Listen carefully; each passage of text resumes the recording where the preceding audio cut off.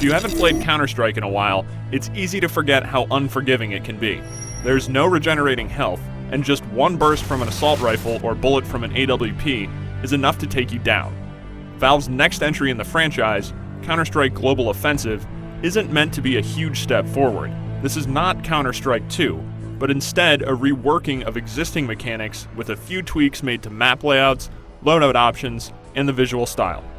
Global Offensive will also be available on consoles. Xbox 360, PlayStation 3, and PC players will get a chance to play when the game's ready sometime in 2012, though PC players will also get a shot earlier in a beta test planned for this October. The basic gameplay in Global Offensive will be familiar to any series veteran. You split into two teams, terrorist and counter-terrorist. Depending on the map, the objectives will differ.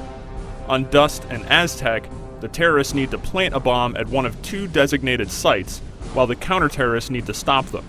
There aren't any respawns or revives, so once you die, you spectate the rest of the match. Before each round begins, you purchase weapons to determine your role. There's plenty to choose from. High-powered sniper rifles, submachine guns, and assault rifles are all available. If you survive a round and win, you keep the weapons. If you die, you lose them and have to repurchase. That's where money comes into play. Kills and wins reward you with cash, which can then be used for better and more varied gear.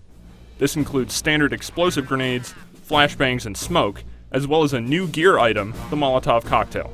This weapon can have a significant effect on the field of play. It does damage over time to anyone standing on the flames it creates, though once you step off the fire, the damage over time stops. More than a direct damage weapon, it seems to be effective as a deterrent.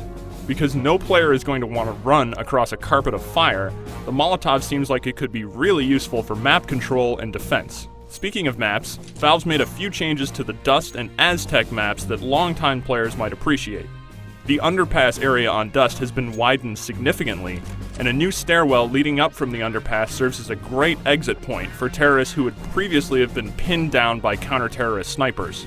Other returning maps, like Dust 2, have barely been touched aside from the new visual style, and fans can expect to see Nuke, Inferno, and Italy in the game when it launches. There's more in store too, but Valve isn't discussing it quite yet. When setting up games, Global Offensive will include a matchmaking system that drops you into 5-on-5 fights. You'll have a skill ranking, so ideally you'll be shooting players of appropriate skill levels, and bots of corresponding difficulties will be subbed in when human opponents aren't available.